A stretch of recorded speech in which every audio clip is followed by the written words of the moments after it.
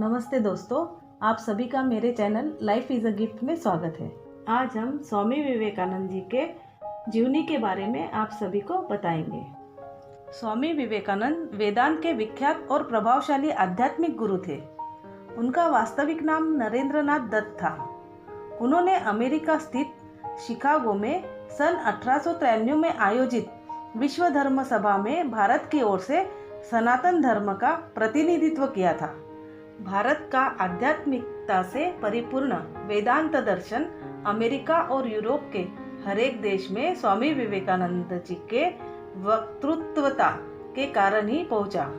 उन्होंने रामकृष्ण मिशन की स्थापना की थी, जो आज भी अपना काम कर रही है। वे रामकृष्ण परमहंस के सुयोग्य शिष्य थे। उन्हें प्रमुख रूप से उनके भाषण की शुरुआत मेरे अमेरिकी भाइयों और बहनों के साथ करने के लिए जाना जाता है। उनके संबोधन के इस वाक्य से सबका मन जीत लिया था। कलकत्ता के एक कुलीन बंगाली परिवार में जन्मे विवेकानंद जी आध्यात्मिकता की ओर झुके हुए थे।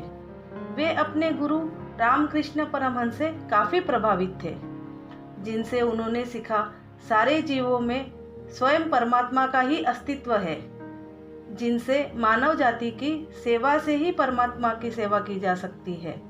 रामकृष्ण परमहंस जी के मृत्यु के बाद स्वामी विवेकानंद जी ने बड़े पैमाने में भारतीय महाद्वीप का दौरा किया और ब्रिटिश भारत में मौजूदा स्थिति को प्रत्यक्ष ज्ञान हासिल किया। बाद में विश्व धर्म महासभा के अंदर भारत का प्रतिनिधित्व करने के लिए संयुक्त राज्य अमेरिका के लिए प्रस्थान किया।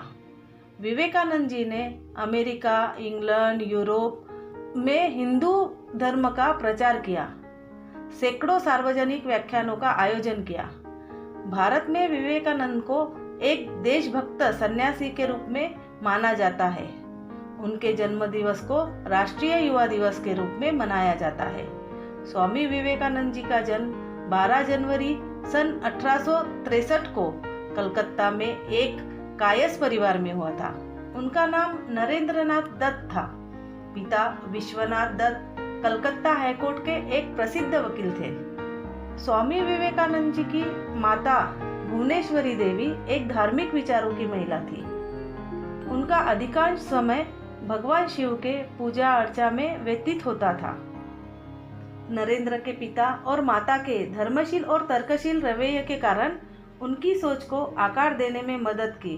बचपन से ही नरेंद्र कुचाग्र बुद्धि के थे और नटखट भी थे। अपने साथी बच्चों के साथ वे खूब शरारत करते थे। उनके घर में नियम पूर्वक रोज पूजा पाठ होता था। धार्मिक प्रवृत्ति के होने के कारण उनकी माता भुवनेश्वरी देवी को पुराण, रामायण, महाभारत सुनने का बहुत शौक था। कथावाचक बराबर इनके घर आया करते थे।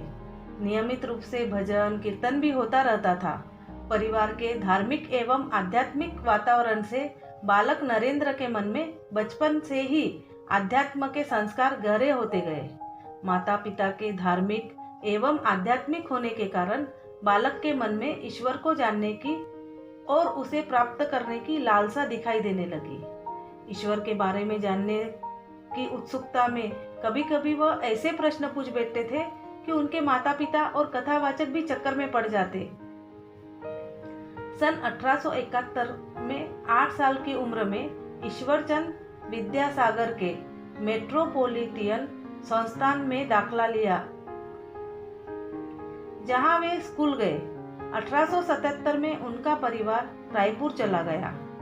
1879 में कलकत्ता में अपने परिवार के वापसी के बाद वे एकमात्र छात्र थे जिन्होंने प्रेसिडेंट कॉलेज में प्रवेश प्राप्त किया।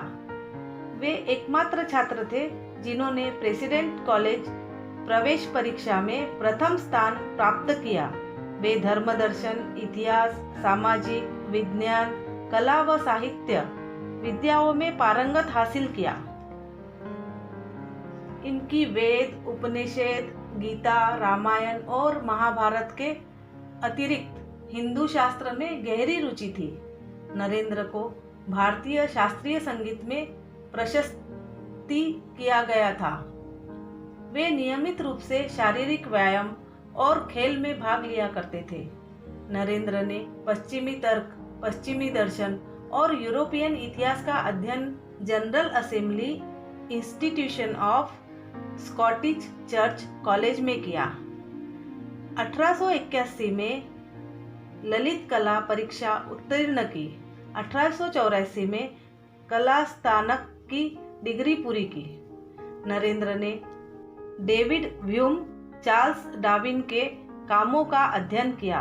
उन्होंने स्पेंसर की किताब एजुकेशन का बंगाली में अनुवाद किया। वे हर्बर्ट स्पेंसर के विकासवाद से काफी मोहित थे। पश्चिम दार्शनिक अध्ययनों के साथ ही उन्हें संस्कृत और बंगाली साहित्य को भी सीखा। विलियम हेस्ट्री, नरेंद्र के प्रिंसिपल, ने लिखा, नरेंद्र वास्तव में एक जीनियस है। मैंने काफी बड़े इलाकों में यात्रा की है, लेकिन उनके जैसा प्रतिभा वाला बालक नहीं देखा।